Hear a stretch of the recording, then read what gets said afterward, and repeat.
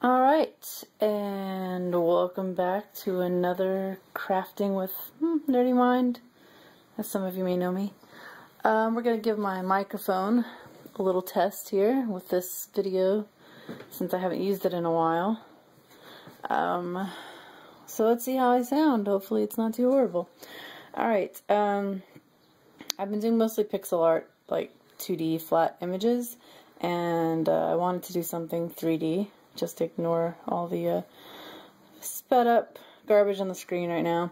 Basically what I wanted to do was recreate, one of the blocks in large scale. I love Enderman. It's one of my favorite little mobs running around. I just like the little noises they make, and they're just around with the little purple and pink sparkles, so, that's my little girly side. Anyway, I noticed that they like to carry little blocks around. So I figured, why not? Let's, take Ray's dirt house and build it in the grand giant scale. This is the dirt block house that Ray deserves. So that's what I wanted to do. So I looked up, patterns for the dirt block design. And even though it's a little limited on the greens, there's tons of brown stuff in the game. So the bottom part of the dirt block came out pretty awesome. I wanted to, so my original plan was to have a giant Enderman holding up this 16 by 16 dirt block, and inside is going to be my house, because I haven't really built a house in this land yet. I've kind of just been like setting up a bed in the middle of open air by whatever I was building, and I wanted to actually, build a home. So this is going to be my house. We'll get to that in a little bit.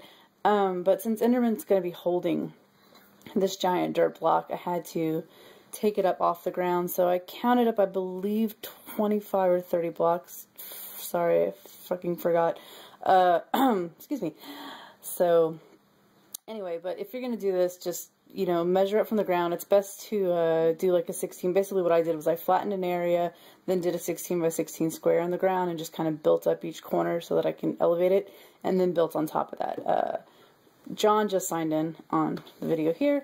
He helped me with this because he's seen a lot of the pixel stuff I've done, so he kind of wanted to help me out on something, so I figured this would be a good thing for us to do together, because, I can just send him the pixel patterns on Facebook, and he can hop in and copy them. His method that he's doing there, you saw me, I build like one row at a time, because that's what I'm used to doing in my 2D pixel art. So he is using this glass method, where he puts in a 16 by 16 frame of glass, and then goes through one color at a time. So like all the clay, and then all the brown wool, all the, that's just what works for him. I find it super slow, but because you have to stop and count every single time to make sure you're putting the blocks in the right place. But I've kind of gotten used to the PC version of Minecraft now, to where maybe it's our decade of playing MapleStory, but I'm used to switching back and forth really fast on the number pad between different items. So, he does his method, I do mine, whatever, it doesn't matter, he's helping me, so you'll see him flitting around and in the video. And now I'm getting to the greens. The greens, I really wish there were a lot more options. The lightest green was the lime wool, and it's kind of a bright green that's more, it's actually closer to the dirt block color, but all the other greens are very muted, like earthy, colors like olive green and, dark sage brown green and crap like that. So I ended up using slime blocks, which I didn't expect them to be as transparent, but they came out okay. Overall, it looks good together. So now we're getting into the green here. So basically, I'll post the pattern underneath this video that I used. I just took the 16 by 16, like, original pattern from the game, like what they use. And then what I did was I opened it up in Photoshop, and there's an option in there which is amazing and really useful for pixel art. And it's just image adjustment, replace color. So you just go through, and with an eyedropper tool, just set up your key on the side. You'll see, basically, eyedropper each color, set it up on the side to make a key, and then once you've matched up to the game kind of as close as you can. So basically, say you've eyedroppered like two, like for example with the dirt block, there's two different shades of gray. So with the light gray, I used, what did I use? Just regular clay. So it's like that lighter bluish gray. So I just wrote, you know, just typed in there clay next to it. And then the dark gray, you know, you'd put the cyan stained clay. So basically, once you've assigned a block to each color, and, you know, matched as close as you can through what's available in Minecraft, then go through with the eyedropper tool and use image adjustment replace color. And you're going to replace each color so that they don't look so similar, because when you're trying to follow a pattern like this, it's going to do your eyes in if you're squinting between 5 different shades of green and 10 different shades of brown. You're going to go cross-eyed trying to see all that. So I went through, and you'll see I made colors like neon pink and blue and purple and stuff, so it looks really funky, but that way it's just easier to tell things apart. So while I was building this, I kind of like started associating the colors, you know, like what's light purple, what's dark purple, what's neon pink. It's like the slime was neon pink, so, but it's really helpful, and you'll go a lot faster. You know, it's a lot faster than trying to squint and judge between. And that's the same thing I did with the giant Gavin picture that's like all black and white because it's 50 different shades of gray. So that's what I do with my pixel art sometimes. And what I decided to do here, just because I didn't want to keep switching back and forth between brown and green, because you can only hold, what, 9, 10 things in your inventory? I always lose count. I think it's 9. Yeah, 9 items at a time. So I didn't want to keep switching back and forth, so I just did all the greens on all 4 sides to get it out of the way. And see, I got to John's side where he had his glass already set up, so I decided to try his method, and I'm super slow with his method. Like, it wasn't bad. It's not a bad method. If it works for you, do it. The glass method's not horrible. You know, just do whatever's better for you. If you can switch back and forth between the items over and over again, then just get them all in a row. Like, I put everything in color order, and it works for me, and I just start to associate, them. Usually after I've done a couple rows, then the color key is kind of already stuck in my head, so I can already go through it really fast. But if it's easier for you to just do a glass frame of whatever you're building, and then go through one thing at a time, then do that. Either way, it works, you know. So there's well, you got a little glimpse of it. That's the little block pattern I was going off of, because it showed a 3D side. One other thing I changed was I noticed that their dirt block pattern, it doesn't match up on the far left and far right hand side. And when you're doing a 3D build like this, your blocks have to match up because the corner piece is going to show on both sides. So I basically just copied the entire first column and pasted it as the last column. So that way it would match up and you wouldn't have any problems of the blocks matching. And then the top part here, like I said, there weren't that many shades of green, so I just kind of fudged it with my eyes a little bit. I kind of just looked over, got a general idea of what the pattern for grass was, and then threw in a lot more of the lighter greens because it was going to be on the top, so that would be more like where the sun would be hitting. So there shouldn't be as many shadowy places. There should be more sunshine and lighter colors on the top. So that's basically what I was doing here, was filling in the roof. And our dirt block's almost done now, so it's starting to look pretty cool. So there we go. Kind of inside looks kind of neat. Sorry, this is, I don't know if I told you, the video is sped up like 600%, and that's just because I work super slow. I think I work super slow. No one wants to watch me do this for 2 hours. You'd probably lose your mind.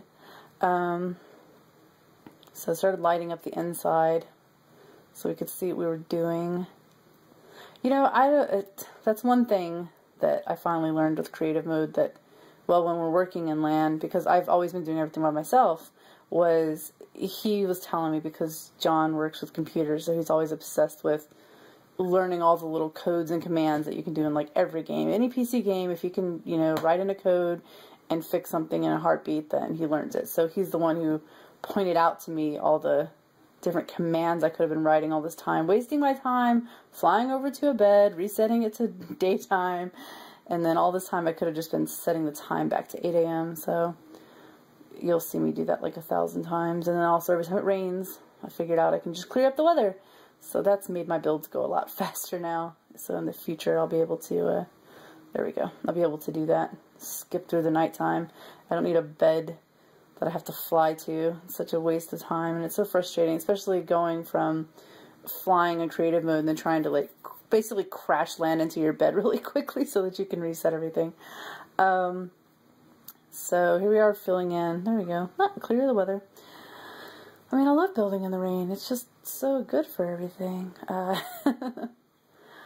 Yeah, I was nervous about letting him come in here into my world. It was kind of funny, but the first time I did, because John plays downstairs on his computer and we each have our own area that we kind of play and build in. But, you know, when he found out that we could play, we could share together and play on land, he's been wanting to do something together. But this is why. See what he does? He always threatens to pour lava over and ruin all the stuff that I've done.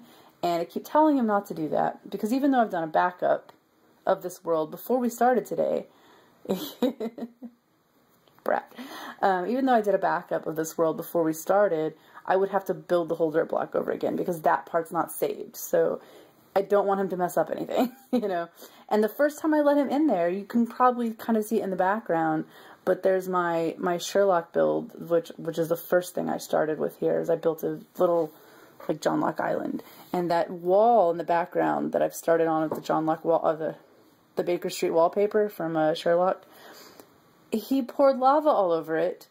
And thankfully, I built the whole thing out of quartz and obsidian, so it didn't set on fire. I just had to chisel away all the bricks because he poured lava all over it, so I went back and poured water all over it, which of course then put a hard shell of, like, cobblestone, because I don't think for some reason in creative mode it doesn't make obsidian, it makes cobblestone, whatever.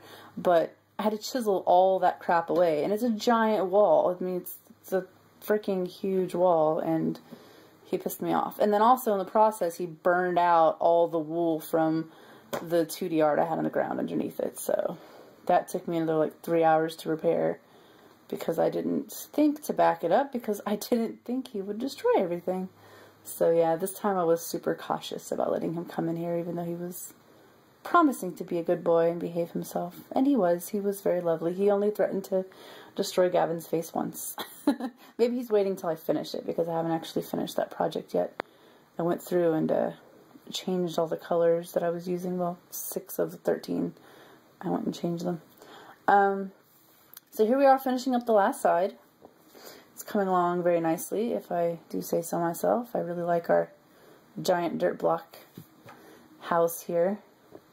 So I'm going to let the video speed up there. I love the little random spruce block. When I was going through doing the colors, there's just like this one random block on each side that's just a little light reddish brown. That's a little, yeah, that bottom left there. So I don't know why I find that adorable, but I do. So, as I said, there's going to be a giant Enderman holding this block up. That's going to be part of another video coming up after this. After we did this recording, he went to sleep, and I started on the frame for the Enderman, and I spent a good 2 hours debating on the arm length and the angle of the arms, and like, because you know how they hold the blocks from the corner? It was pissing me off, because you can't really recreate that in Minecraft. It doesn't let you. I mean, you can sort of do the illusion of things going at an angle, but you're always going to have that jagged edge. It's kind of like when things are super pixelated, so it pissed me off, and I kept doing it and overdoing it. Keeps calling me a Nord. So what we're doing inside here. Anyway, what we're doing inside here is because he pointed out that the slime walls, the little slime blocks, since they're transparent, they look a little funny. They're kind of, you can see behind them. But, so what I agreed to do was I put in green wool, like as a ceiling liner, basically on the inside, so that the only reflection behind the slimes would be another green, so it would still look good. So that's what we're doing now, is filling in the ceiling, kind of keeping the light there. I actually changed these torches to lanterns, and then I took these lanterns out anyway. You'll see that in the second video when I went through and I made my block a home. My little dirt block house. It's like a little dirt block mansion now. I built in chandeliers and lamps and everything. So that's what the ceiling looks like. And I'm going to do one more fly out, daytime reset, so we can see the final completed dirt block. There's my incomplete Gavin. So there's the giant dirt block, 16 by 16 cubed, and that's the end of the video. Thank you guys for watching, and check back in. Part 2 Enderman will be coming up, and as soon as I finish getting off my ass and doing that video. So thanks again.